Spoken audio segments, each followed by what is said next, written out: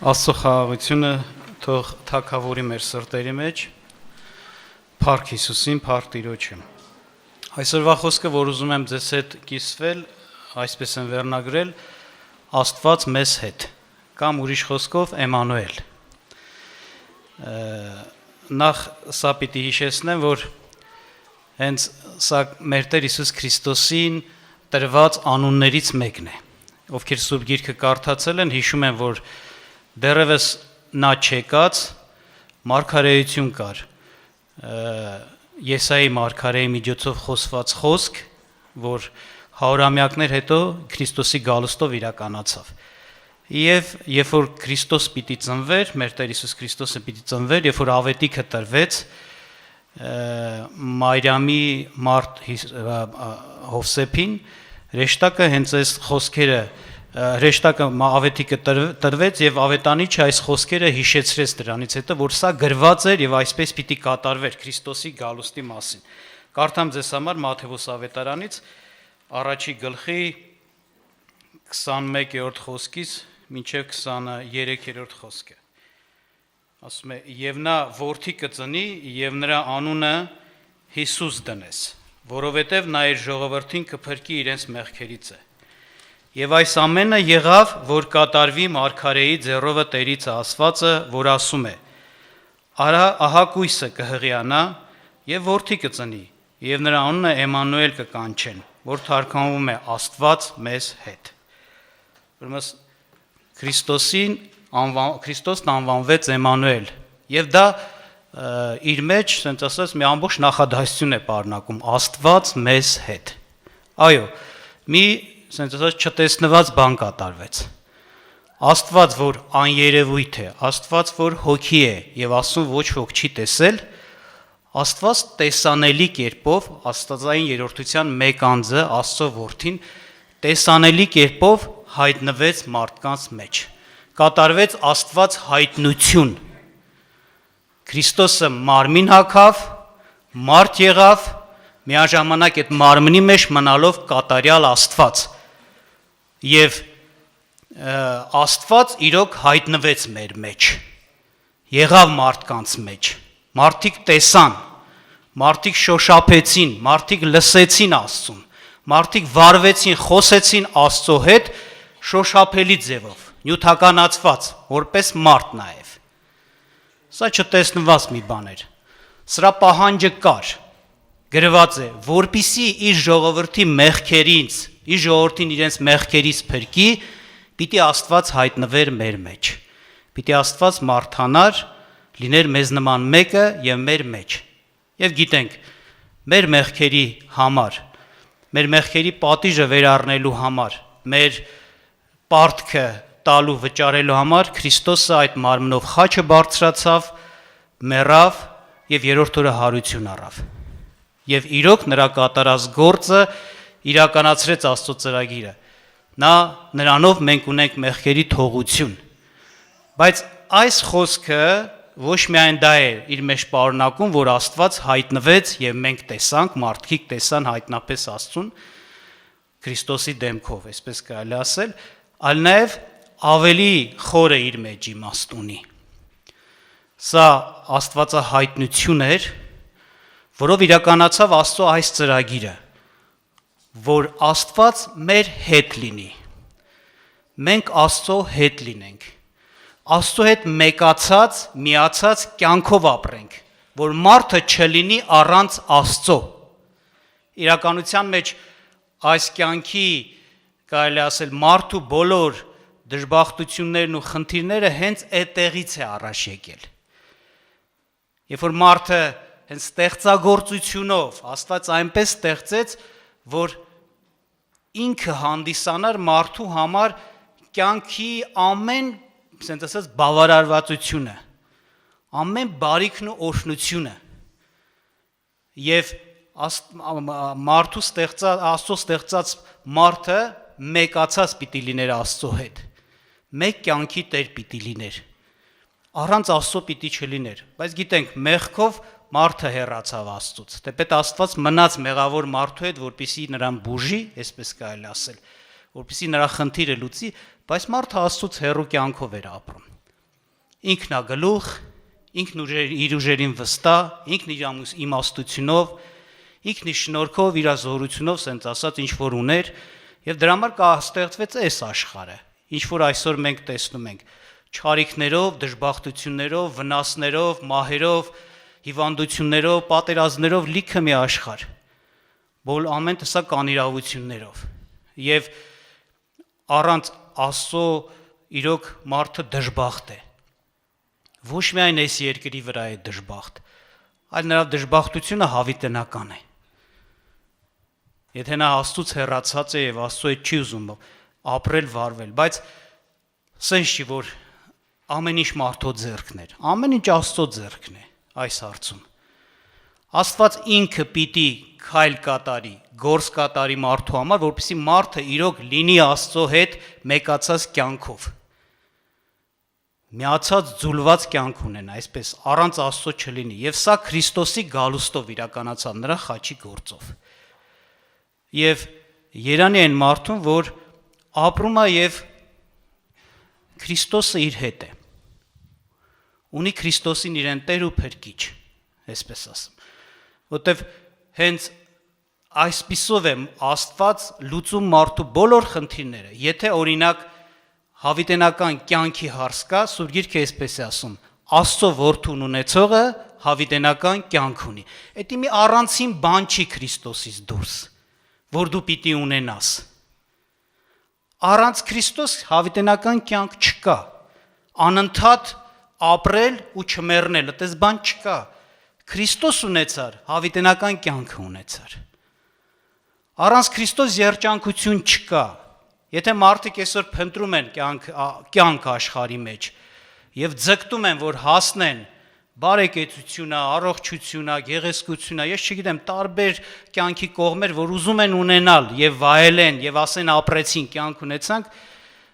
դատարկ բաներ են, փուչ են, առանց Աստծո չկա ոչ մի բավարարվածություն, ոչ մի օրհնություն, խաբկանքներ է Սուրբ Գիրքը ներկայացնում դա, մարդկային խաբեություն, ոմանք հարստությունով, ոմանք պաշտոնով, ոմանք այսինչ բանով ուրախացած եւ հետո ասենց ասած ժամանակի մեջ էլ հասկանում են, որ դա էլ ունայն է եւ փուչ, ինչպես Սուրբ Գրքի մի հատվածի հեղինակն է, չէ՞ գրում Սողոմոնի Մաստունը, ունայնություն, ունայնության ասում է ժողովող, այսինքն դատարկ փուչ բան է իրականության մեջ, թող Տերը օրհնի մեզ իրականության մեջ, որ մենք իրական կյանքն ու երջանկությունը գտնենք, բայց սա ասեմ, որ սրա համար ինքը Տերն է քայլ կատարել դեպի մեզ, Էմանուելը, Աստված ծնվեց, եկավ աշխարհ, գործ կատարեց եւ կանչում է, որպեսզի մենք մեկ լինենք իր հետ կյանքով եւ վայելենք այդ կյանքը։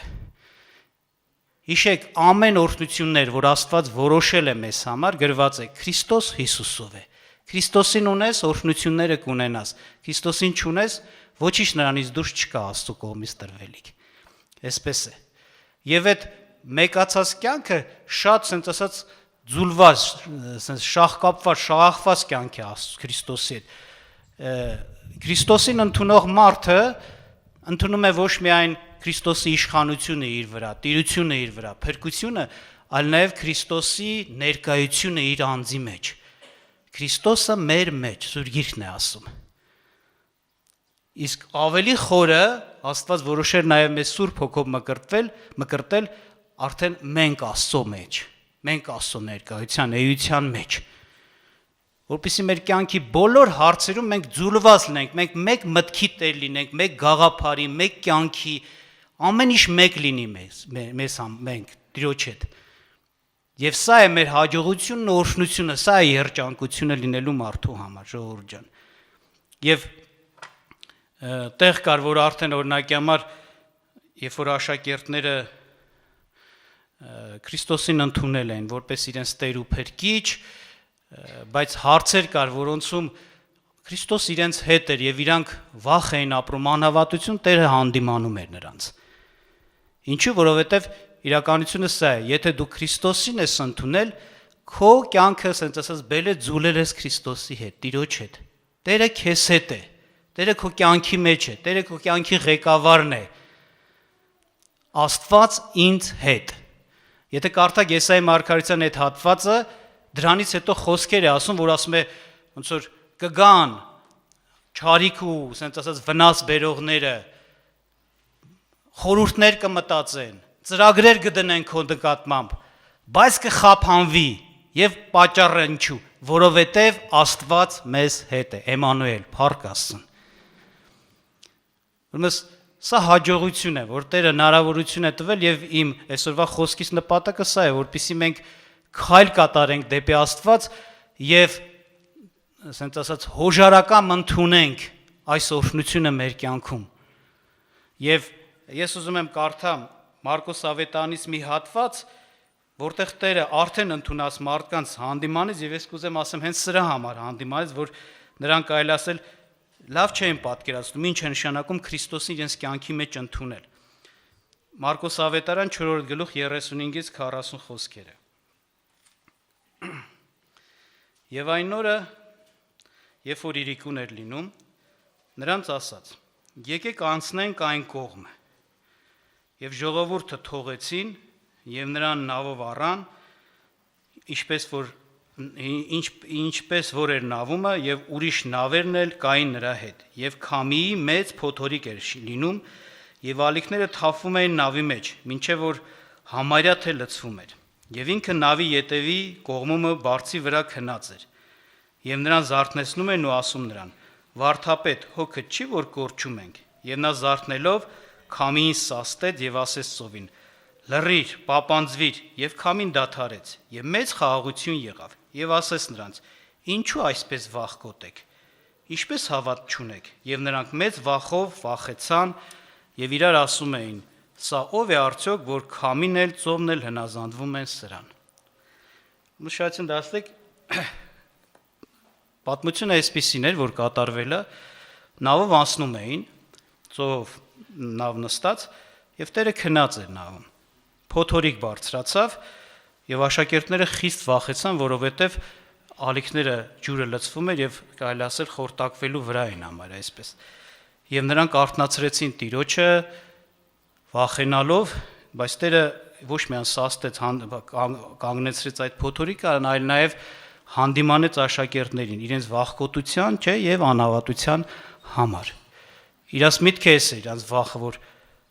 ինչպես էստեղ հենց խոսքով էլ ասեց կորչում ենք, թե կկորչեն։ Նախ բնական է, ասենք, ինչ էր կատարում։ Մի նավի մեջ էին, չէ՞։ Եթե պիտի օրինակի համար այդ վնասը քաշեր նավի մեջ լինող օրինակ աշակերտները, նաև Քրիստոսն էլ այդ նավի մեջ էր, չէ՞, վնասը կարելի ասել պիտի քաշեր նաև Քրիստոսն էլ։ Եթե կորչելու հարց կար, այդ վտանգը սպառնում են նրանց էլ, այսպես նրան էլ, այսպես կարելի ասել։ Շատ ժամանակ այսպես են, չէ՞ ասում, օրինակ ասում են որևէ բանի հետ կապված, որ օրինակ այս երկիր մոլորակի հետ կապված, որ որևէ խնդիր առաջանում, ասենք մարդիկ ասում են կամ պետության ղեկավարները մենք մի նավի մեջ ենք, եթե պիտի այդ նավը կործանվի, բոլորս միաժամանակ չէ կկործանվենք։ Այսինքն մտածենք այս երկիր մոլորակի մասին, որ խնդիրներ չառաջանա, որովհետև այդ խնդիրը բոլորիս է վերաբերվելու։ Այսինքն դրանով մեկացել են։ Մեկացած իրավիճակա, ինչ որ նրանց կպատայի, նրանց էլ մյուսներին էլ կպատայի։ Այստեղ էլ մեկացած իրավիճակ էր, հնարավոր չէր որ այլ բան պատահեր։ Հենց սա արդեն հանդիմանության, ասենց ասած, պատճառ էր, որ ոնց կարող է լինի, կարող է Տերը կորչի, ոնց որ ասած։ Տիրոջ հետ այս բանը պատահի։ Եթե Տերը ձեզ հետ է, ուրեմն այս հարցով մեկացած եք։ Ինչ որ ձեզ հետ կպատահի, Տիրոջ հետ կպատահի, ինչ որ Տիրոջ հետ կպատահի, ձեր հետ է պատահելու։ Եվ վստահ եք, տեսել եք, այսպես ասեմ, աշակերտները, շատ փառավոր գործեր Տիրոջ կողմից, հենց էսի ոնց որ ասած հիմքեր, որ նրանք վստահ լինեն, ինչ է լինի, Քրիստոսը մեզ հետ է, եւ Քրիստոսի հետ մեկացածնելով մենք չենք կորչի։ Հենց այս պատճառը, որ նույն նավի մեջ Քրիստոսն է, նույն իրավիճակի մեջ Տերն է, մենք մեկացած ենք Քրիստոսի հետ, ոչինչ չի պատահի։ Այս վստահությունը մարդը պիտի ունենա։ Իրականության մեջ այդպես է նաև մեզ համար, ժողովուրդ ջան։ Շատ հարցերում, շատ իրավիճակներում ավելի պարզաբանություն է մտցվում, ասենք Սուրբ Գիրքը, որ Քրիստոսը մեր հետ մեկացած է։ Օրինակ հիշեք Մատթեոս 25-րդ գլխում, երբ որ օրինակով դատաստանի ասենց ասած պատկերն է նկարագրվում, որ ինչպես կլինի դատաստանը աշխարհի վերջում, որ ասում մարդու որդին Քրիստոս կպիտի գա եւ ազգերին ժողովուրդներին պիտի երկու մասի, չէ՞ բաժանի։ Հետո ոմանց պիտի ասի, ինձանից հեռու գնացեք ով անիծյալներ եւ պատճառը պիտի ասի, որովհետեւ սոված էի, հաճ չտվեցիք, ծարավ էի, ջուր չտվեցիք, բանտում էի, չեկաք տեսակցության, հիվանդ էի, չայցելեցիք, չէ՞։ Եվ նրանք պիտի ասեն, երբ քեզ տեսանք այդ վիճակի մեջ։ Այսինքն իրականության մեջ հենց Հիսուսին, հենց Տիրոջը չէին, չէ՞ տեսել։ Դրա համար հարցրեցին։ Կամ ոմանց էլ պիտի ասի, տեսակ եւ արեցիք այդ բաները։ Նրանք էլ պիտի հարցնեն, երբ քեզ տեսանք Տեր։ Ասե, այս խոսքը այսպեսին էր, իմ անունով այս փոքրերից մեկին արեցիք, ինձ արեցիք։ Այսինքն մեկացած կյանք։ Նրա սովելը, ծարավելը, ցավելը, հիվանդանալը, այնպես չէ, որ Քրիստոսից դուրս եւ Քրիստոսը անտարբեր, անտեղյակ։ Քրիստոսը նրա հետ միասին եւ կարծես թե նրա բավարարվելը, նրա ասենք այդ օգնություն ստանալը բավարարվածություն էր Քրիստոսի համար։ Ինձ արեցիք, իմ անունով արեցիք։ Այսինքն իրականության մեջ այս բանը կա, այսպես է։ Եվ այս մեկությունը մեր համար, նորից եմ ասում, ապահովություն եւ չվախենալու պատճառ պիտի լինի։ Հավատքի հզոր հիմք ամեն հարցերում Տերը ինձ հետ է, Տերը իմ կյանքի մեջ է, Տերը հենց իմ մեջ է բնակվում։ Ամեն վարքյան է ինձ հետ։ Հիշեք իր խոստումը Մատթեոս 28-րդ գլխում ինչ ասեց։ Երբ որ գնում էր, չէ՞, իր պատգամները տվեց, ասեց. «Ահա ես ձեզ հետ եմ ամեն օր, մինչև աշխարհի վերջը ամեն»։ Այսպես չէ՞, փակվեց Մատթեոս ավետարանը։ Ամեն օր մեզ հետ լինելու, մեկացած կյանքով ապրելու։ Ես եւ Տերը, այսպես է։ Փառք Աստծուն։ Եւ բնականաբար հենց սա նորից եմ ասում, իմ ապահովությունն է դառնում, հետաքրքիր է մի պատմություն, ուղղակի որ ավելի լավ է մեկությունը հասկանանք այս կյանքը եւ սրանով մեր ապահովությունը տեսնենք։ Հիշում եմ եղբայրներից պատմում էին մեր այն տարիներ առաջ, շատ տարիներ առաջ, շատերը կհիշեն, բան կատարվեց։ Ես Բալահովիտում զենքի պահեստ կար, սկսեց տրաքել։ Շատերը կհիշեն։ Ու զենք էր այդ բաներ, ասենք, ռազմամթերք էր, այդ տրաքոցից տասնյակ կիլոմետրերի վրա ընկնում, տարածվում եւ շատերը այդ որոշակի այդ շարավղով տարածքաշրջանից հեռանում են, որ վնաս չքաշեն։ Եվ եղբայրն ասում է, դե այդ խնդիրը որ կար, այդպիսի բան կար, ասում է մտածում ենք մենք էլ թողնենք հեռանանք, մինչև այդ վտակ ընկասնի, ասում է այդ պոպային, որ այդ բան ենք մտածում, եկել այդ անհավատ են առումը, որ ասենք լուրջ Քրիստոսին չի ընդունե։ Այդ ընտանիք, ասում է, հարևան կար, եկան մեր տուն նստան, ասին այս տունը հավատացյալի տուն է, այս տանը ոչինչ չի պատահի։ Այսինքն երբ որ այդ հարցով, այդ պահով, կարծես թե մեկություն ստեղծվեց, չէ՞, այս բանը, նրանց ապահովությունը դարավ նրանց համար ինչ օրհնություն, բարիք, իրականության, օգտվեցին, մեկացան, ինչ որ իրանք եկան այն տեղում, որ ինչ որ ձեզ պատահի, թող մեզ էլ պատահի, այսպես էր, չէ՞։ Եվ գիտեն, քանի որ այս տանը պաշտպանություն կա, ուրեմն իրանք էլ պաշտպանության տակ են։ Այդ մեկությունը իրանց համար պաշտպանություն դառավ։ Եվ ասեմ ձեզ, շատերը լավ են հասկացել, մանավանդ ասենք Տիրոջ փառքը, որ տեսել են մարդիկ, թեկուզ Քրիստոսին լուրջ չեն ընդունում, բայց տեսել են Աստծո ողորմությունները, տեսնում ես մարդիկ կան ձգտում են հոգևորի քրիստոնյայի հետ ճանապարհ գնալ, աշխատանք ունենալ։ Եղբայրներ շատերն են պատմել, որ ասում է բան էինք անում, ասենք դիրքեր պիտի բարձրանանք եւ այլը, շատերը ձգտում են, ասում են մեր հետ լինեին, իմ հետ լինեն, ինչ պատճառով Աստված քո հետ է, քեզ կպայի, քո հետ միասին մեզ էլ կպայի։ Այսինքն այդ հարցով մեկացան նույն տեղում, նույն դիրքում եւ նրա օրհնությունն ապահովությունը դառավ իրանց համար օրհնությունն ապահովություն, այսպես է։ Եվ Սուրբ Գիրքը շատ տաղերում է այդպես ասում։ Բայց մարդիկ էլ կան հակառակը, վախեցած, կարծես թե sense Տիրոջ նկատմամբ վատ տրամադրված, հավատացյալների նկատմամբ են վատ տրամադրված, ուզում են իրանցից հեռացնեն, իրանց հետ միասին չաշխատեն, բայց այնքան դեպքեր կար, օրինակներ կան, որ հենց այդ բանը, sense ասած, հեռացումը կատարվել է, անեսքն էլ է եկել, զրկանքն էլ է եկել։ Մարդիկ ան աշխատում են, լավ, հավատացյալը դուրս եկավ, նայում են աշխատանքը շատ վատ է այդում։ Էլ առաջվա հաջողությունը չկա։ Այսպես է։ Աբրահամին, երբ որ Աստված այցելեց եւ պիտի գնա Սոդոմն ու Գոմորը կործանելու, հիշում եք, չէ՞։ Խոսքը իսպիսին էր Աբրահամի խնդրվածքը։ Վերջի փուլը, ասենց ասած, խնդրվածքիս էր, եթե 10 արդար գտնվի այդ քաղաքում, Տեր բան կանես կկործանես այդ քաղաքը, ասում էր, չէ, 10 արդարի պատճառով քաղաքը չեմ կործան։ Տեսեք, 10 արդարի, ասենց ասած, օրհնությունը նրա հետ կապված այդ որ այդ 10 արդարը կապված են այդ քաղաքի հետ, այդ քաղաքից են, այդ մեկությունը պատճառ դառա, որ օրհնվի այդ ամբողջ քաղաքը, թեպետ 10 արդար չգտնվեց էլ։ Ղովտը դուրս եկավ իր ընտանիքի հետ, բայց ընտանիքին որ նայում ես, հեչել Աստծուն սիրողը, ասենց ասած, հնազանդ մարդիկ չէին։ Ղովտի պատճառով այդ մեկությունը։ Հիմա Աստված մի նոր այս օրինակները խի են բերում, ժողովուրդ ջան։ Իրականության մեջ Աստված մի այլ տեսակ, մի նոր բարիք է մեզ համար հնարավորություն է ստեղծել մեկ լինեն Քրիստոսի հետ եւ Քրիստոսի հետ կապված բոլոր օրհնությունները, հաղթությունները, բարիքները մեր կյանքում լինի նրա հետ լինելու պատճառով, նրան ունենալու պատճառով։ Եվ սա է մեր հաջողությունը, Աստված մեր հետ։ Փառք Տիրոջը։ Թող Աստված օրհնի մեզ, իհարկե լավ իմանանք, Քրիստոսը